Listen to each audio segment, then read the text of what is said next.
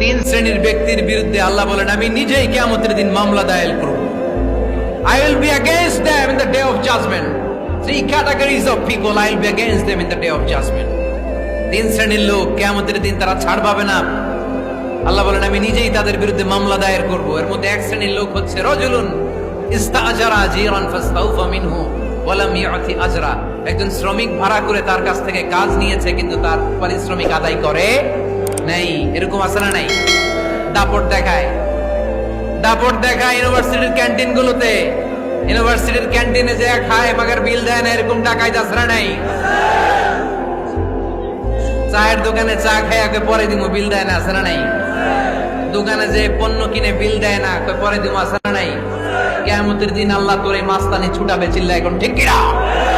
আনা খাসমুহুম, আমি নিজেই তাদের বিরুদ্ধে মামলা দায়ের করব। কথাটা কার? এজন্য বিশ্বনবী বললেন, খবরদার, মেহনতি মানুষ, খেটে খাওয়া মানুষ, এদের দোয়া কবুল হয়ে যায়। আতুল আজিরা আজরাহু ক্বাবলা আন ইয়াজিফা আরাকুহু। খবরদার, বিশ্বনবী বললেন, শ্রমিকের ঘাম শুকিয়ে যাওয়ার আগে তাদের পারিশ্রমিক মিটিয়ে দাও। বিশ্বনবীর বিখ্যাত হাদিস, আতুল আজিরা আজরাহু ক্বাবলা আন ইয়াজিফা আরাকুহু। শ্রমিকের ঘাম মাটিতে লাগার আগে, শুকিয়ে যাওয়ার আগে তাদের পারিশ্রমিক মিটিয়ে দাও। কেননা তারা যদি বদদোয়া করে তোমার জীবনকে জাহান্নাম বানিয়ে দিবে কে?